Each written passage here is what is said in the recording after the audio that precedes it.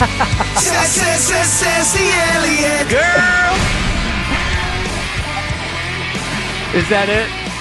Yeah. It's the WIP Afternoon Show with Ike, Spike, and Fritz. I forgot we had it. That was my first time hearing it. When you hear that music, you know it's Sassy Eliot time. This Eliot Shorr-Parks call-in is brought to you by Robin Ford, online at robinford.com. Robin Ford, where cars and trucks are sold cheap. What do you think of the new Sassy Eliot song, Eliot? I mean, I do think my sassiest calls are Friday from the NovaCare Complex parking lot. So I guess in terms of timing, it's good. I thought you were going to play maybe like "The Champ Is Here" by Jada Kiss, something with my crown. But no, we're calling that a Mickey Mouse title. Look at what happened this year. Yeah, I'm sure. Yeah, I knew there was no way it would age well amongst you guys. Yeah, what I can see happening is that the existence of the actual Sassy Eliot sort of fades away, and we just start referring to you as Sassy Eliot. Nobody even remembers where it came from.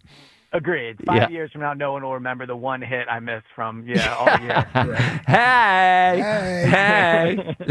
So, Eliot, we started off the show today really just asking the question: Is this team just cooked? Right? We have the offenses look bad, the defense looked bad on Friday. It seemed like they were lifeless. Jaylen Carter now has the injury thing. We're praying that somehow Darius Slay gets here. Do you think that this team is cooked, or do you think that they've got one more run left in them? So it's a great question. When you watch them play, I always try to remind myself how I felt watching them play the last 2 weeks. And when you watch them play, I think there is certainly an element or a feeling of them being cooked. Like at the end of that Bears game, I wasn't saying they were the best team in the NFC. But then when you take the emotion out of it and you look around and you look at, the rest of the NFC, you look at the fact that they are 8-4, I think cooked is strong. If they were cooked, I would view them as having no shot. And I think they absolutely have a shot come playoff time. Now, they obviously need to play better. Obviously, that's part of it. But I think cooked would insinuate it's over. And I can't go as far as saying it's over. Yeah, I would say you're probably not going to bet on either one, right? I mean, I think that's but if I had to bet, I would bet on them going to the Super Bowl. If I had to pick either they don't win a playoff game or they go to the Super Bowl, I would pick the Super Bowl. Really? Yeah, because they're going to have a home playoff game. I'd be very surprised if they lost their home playoff game. Obviously, anything can happen between now and then. But right now, today, I don't think there's an opponent I would pick to come into Philadelphia in that game and beat the Eagles of the teams it could likely be. If it's not going to be the Rams, I mean, the Rams is a tougher call. But so if the options are they don't win a playoff game or go to the Super Bowl, I think they're almost definitely going to win their first home playoff game. And if that's the case, you get momentum going. The rest of the conference isn't that good. If it was those two options, I would pick the Super Bowl. I think where I would be, and then we can get on the next thing, where I would be is I think they could beat anybody in that playoff game. I also wouldn't be surprised if they lost to anybody in the playoffs, So I want to just get to a few injury things here. We got the news yesterday, I think it was yesterday or the day before, whatever it was, that Jaylen Carter they made sure not to call it surgeries, that he had procedures on his shoulders. I saw one doctor online guessing maybe he got PRP injections in his shoulders, which would be a procedure, not a surgery. Do you have a sense? I saw the report that he, is aiming to be 100% for the playoffs. Do you have a sense of when we may see Jaylen Carter again this year?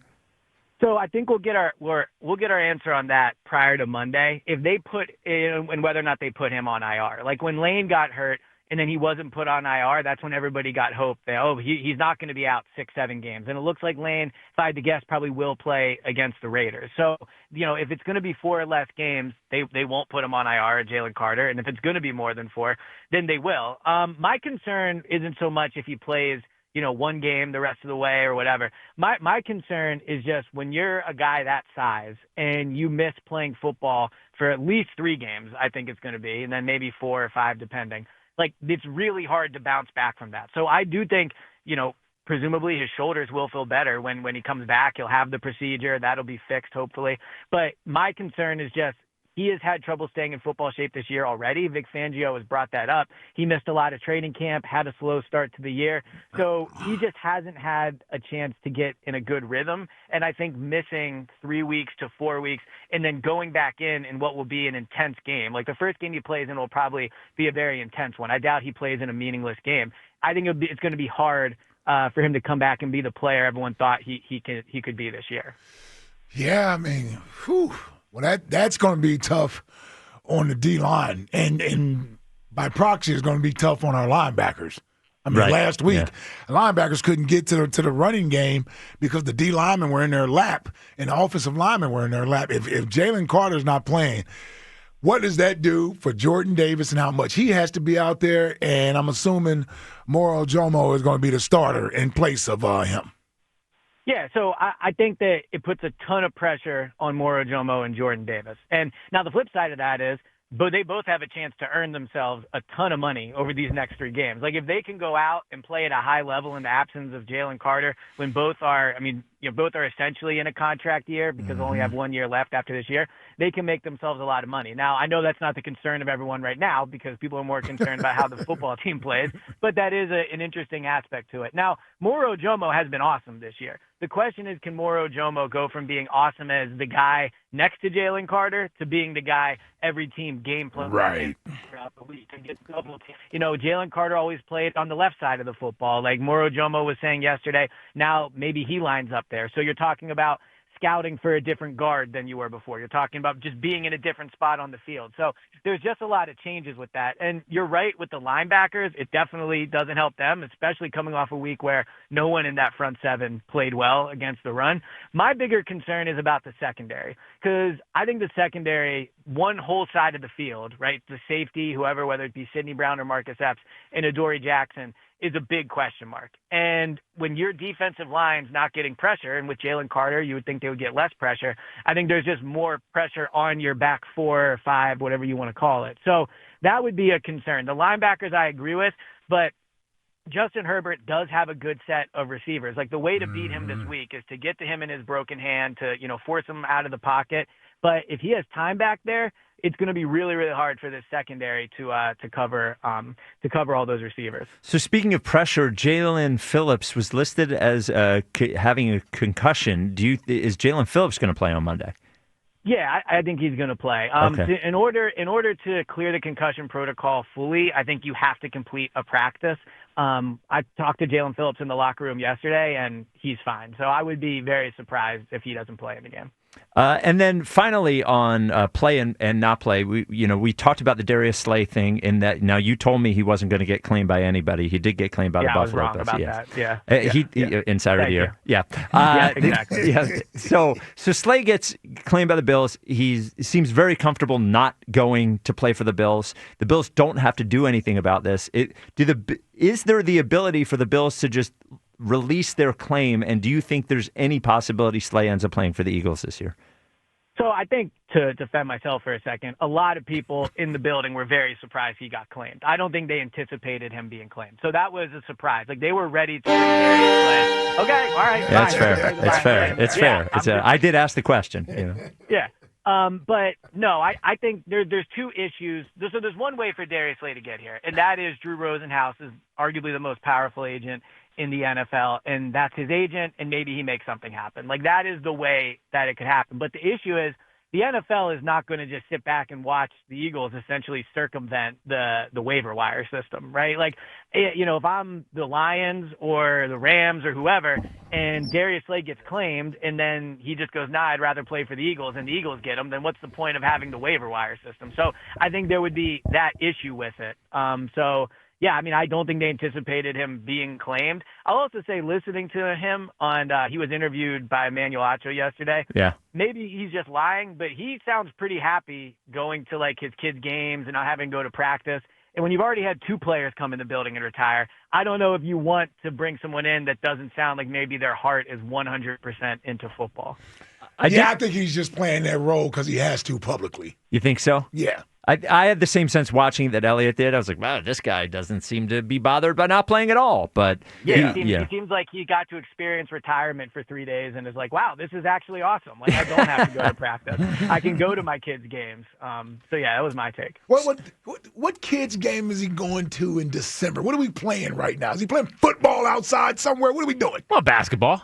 Oh, how old is his kids? 16. He said his kid's 16. Oh, No, his I think oldest. he's 18. Oh, 18. Oh, his is it? oldest son. Okay. Oh, I forgot Yeah. about that. I'm thinking about the little ones. Oh, right. That's what I was thinking about. I'm Yeah, like, what are we talking about? I was like, they suck anyway. No, I'm just saying the importance of the games is not. Have you ever seen little kid football? They suck.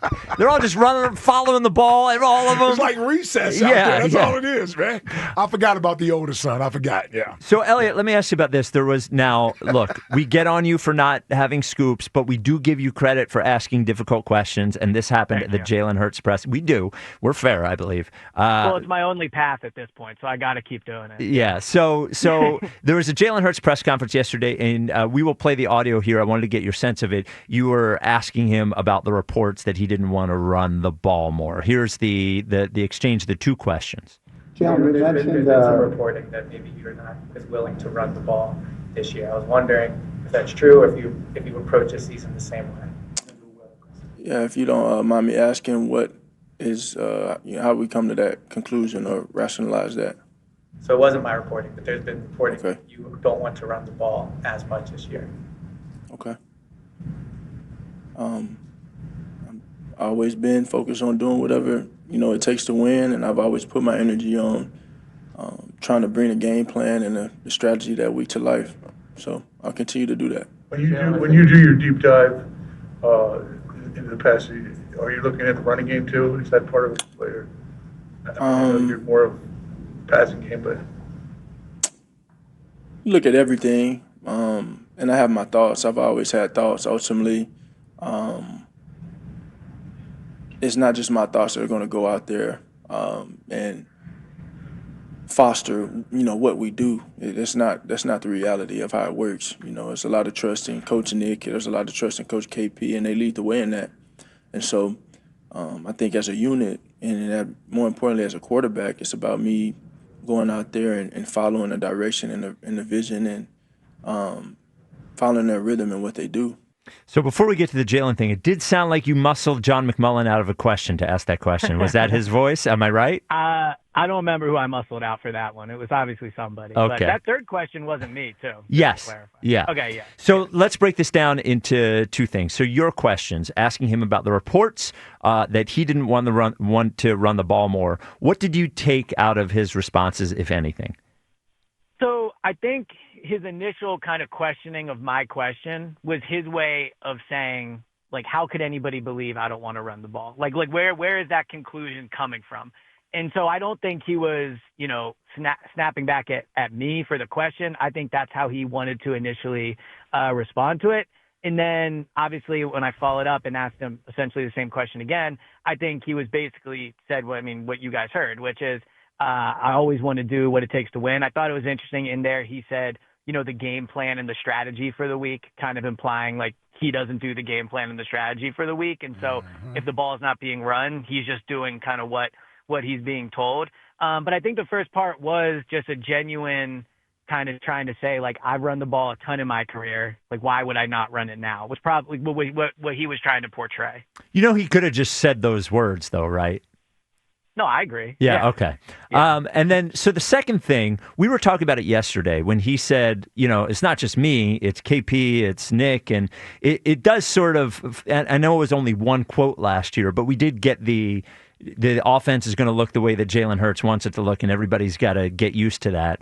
And then you compare that to, hey, it's those guys. Did you take anything from his response to that?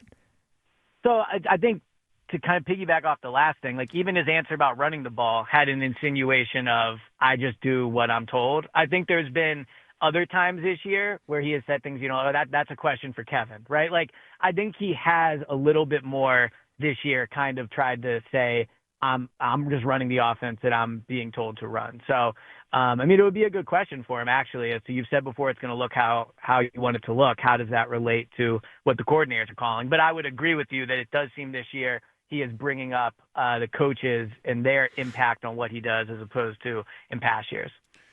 Yeah. I don't know what that means. I don't know what that means. Yeah, well, it's I a think tough he probably hears all the finger pointing coming his way from people in the building, and he's reminding people that, by the way, I'm just doing what I'm told to do. I think the finger pointing people would probably counter by saying, well, we're just doing what we think you can do. But, that's the kind of the whole question we've been talking about all year. Yeah, you know what, Elliot? I don't want to go down this road, but listen, you kind of led me here because I'm thinking sort of the same thing. I've mentioned this to Spike from the standpoint of Jaylen sort of being aware of this noise that's surrounding him, leaks out the building, all this type of stuff that's coming out about him. He must assume that some of this is coming from people that supposed to have his best interest at heart. Mm-hmm. And I'm wondering if he has gone into protection mode of himself and his own brand to say, hey, you know what? If this is how it's going to be, then I'm going to make sure I do what's best for me. I'm just wondering that. And that also has the running aspect included in there as well as to whether or not how eager is he to put himself in harm's way by running more. Yeah, I think there's a component of it. I mean, I think maybe you've made this point, but I think it's perfect for what you just said. Like, the finger pointing and the saving of the jobs are not things that should be happening on a team that's 8-4, probably going to win the division and host a home playoff game. So I do think that you're right. Like, the element of what he is saying is kind of I don't want to say deflecting blame, but almost kind of fighting back at the reporting that it's all his fault, right? Yeah, so that's why I think Monday is such a huge game. I mean, it's a primetime game. Everyone's going to be watching it. The whole, media conglomerate's going to be talking about it leading up, like ESPN, NFL Network. There's going to be a lot of focus on what's wrong with the Eagles leading up to Monday night. And if they lose, there'll be a lot of focus again. And so I think Monday can be a huge game in, directing where this season goes. Yeah, you're right. That Monday night game is a standalone game, so once they get done with talking about Sunday's action, it's going straight to focusing on the Eagles and Chargers. And then the next day. Well, and let's be frank, the Eagles are the more interesting team of the two, so they're going to dive into all the issues that's been going on this year. No, I agree. Can I push back actually on something you said earlier, Spike? Not that we have to yell at each other every time, but I did disagree with. Like, you said you wouldn't be surprised if any team beat the Eagles in the playoffs. And I get what you're saying. They make a lot of mistakes. But I do think, let's take the Chiefs, for example, or, whatever, like the Patriots from back in the day. And the Eagles are not on the Patriots level. But one of those Chiefs. Or the Chiefs. Yeah, okay. Yeah, just agree. No. I'm not going to agree because I think if the Colts go into Kansas City and beat the Chiefs this year in the playoffs, now I know that game won't happen, but I would still be surprised by that. I would be surprised. But the Eagles aren't the Chiefs. The Eagles aren't the Chiefs. No. So here's the difference. Just to lay it out for you. Just to lay out the difference. The Chiefs have won three Super Bowls. They have debatably the best quarterback of all time and debatably the best coach of all time. Whereas the Eagles have won one Super Bowl. Nobody is arguing they have the best quarterback of all time. Nobody's arguing they have the greatest coach of all time. And 2 years ago... Well, Elliot said they're a top 10 head coach quarterback of all time. And they do have arguably a top 10. Arguably, yes. And 2 years ago, the season with these two gentlemen unraveled so badly they got their asses handed to them by the Tampa Bay Bucks in the first round of the playoffs. So the difference between the Chiefs and the Eagles is actually massive. So that's why I do not put the Eagles on the Chiefs level. And even by the way that you rank things, the credit that you give the Eagles, given what the Chiefs have done, there should be 3 times as much credit to the Chiefs. If you're just saying they win and they won Super Bowls, well, those guys have won Super Bowls and are respected in a way that the Eagles have not. They've been to 5. Yeah, they just you don't have to do that to make the argument. No. Well, I guess what I'm trying to say is you're right. The Chiefs are ahead of the Eagles. I agree with you on that. But the Chiefs in the NFL are probably the team the Eagles are the team most like the Chiefs in the NFL currently, right? Because they've been to 2 Super Bowls. Consistent winning. So have the Rams. Yeah. Well, the Rams, when did they win their Super Bowl? That was how many years ago at this point? 4, 5? That was almost a completely different team? I'm trying to think how much turnover they've had. When they win it, 19? No, the Rams won it in 21. 21. Yeah. Okay. But the point I'm making is this. I do think this team's playoff success should give them a level of, like, I would be surprised if a team with no playoff experience knocked them out. Like, even if they're not playing well, just like with the Chiefs, or if you want to say the Rams, right? Like, I would be surprised if the Bears knocked the Rams out of the playoffs. Right. Put it that way. Right. So I get the heart of what you're saying, which is they are a team that shoots themselves in the foot, so they are capable of losing to any team. I do think it's a different animal to knock them out than it is to beat them in week 14 or 13 or whatever. So that's the only thing I would push back on. And I agreed with you initially, but when I thought of it, I actually would be surprised. Like, I would be surprised if Seattle beat them. Well, we have to see how the next 5 games go, I think, to really figure out whether we would be surprised at that. I guess I'm just saying this is a football team that hasn't proven they're actually good at anything. And I know they won the Super Bowl last year, and I think that Mike Mayock made a really good point yesterday when he said that Saquon's explosive runs last year covered up for a lot of offensive flaws on the football team. And we don't have those runs, and then we don't have the same offensive line production. We don't have the same health. So I guess I hear what you're saying, but would I be surprised if the Chicago Bears beat the Eagles in the first round of the playoffs? I mean, they just beat their asses on Friday. Why would I be surprised?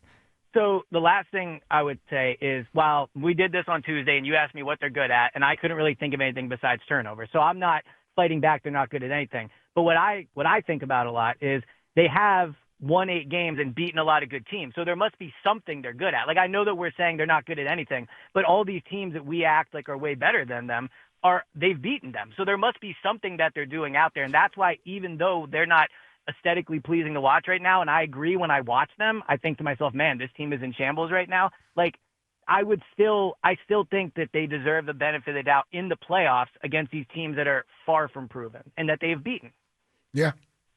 Okay. Championship DNA. Yeah, I guess. All right, Eliot. When do you leave for L.A.? On Sunday? Yeah, I don't leave till Sunday afternoon. So Go Birds Radio tomorrow, 1 to 3. There you go, and you can get the Go Birds podcast wherever you get your podcast. There he is, the talented, sassy, and always infuriating Eliot Shorr-Parks. You got to have a nice outfit for Monday. Good weather. Oh, everything. yeah. Come on. Yeah. Linen? I don't normally dress as well on the road because I'm not on camera as much, but I'll have to do something nice for LA. Linen. Feels like linen. I love linen, especially after September. Yeah. Yep. All right, there he is, the world famous Eliot Shorr-Parks. You know what happened? It wasn't combative enough. No. He doesn't like that. No. And he He's had a to bring masochist. something up, you know? He's a what? Masochist. Yeah. Okay. Yeah. I thought he said mathicus. A masochist. No. I don't know what that is. Yeah, I know. Yeah. I don't think a masochist is a You got real to thing. respect that. Elliot's uncomfortable agreeing. Yeah, but Yes. then also his Friday hits, he comes on a little mopey. Yeah. He has the attitude of oh, they're gonna make fun of me for something. Yeah. Ooh, he's That is. Eeyore. Yeah. He's got little Okay. Eeyore vibes on Friday. Oh, I didn't recognize that. And it's Fridays when he's like, I don't even listen to the Eagles Insider the Year Power Rankings. It's always Fridays. Yeah, a little mopey. Oh, is that what it is? Yes. It's the whole power ranking. I guess I'll give up this year. Yeah. Yeah, come on. Nut up. Yeah. Grow up, Eliot.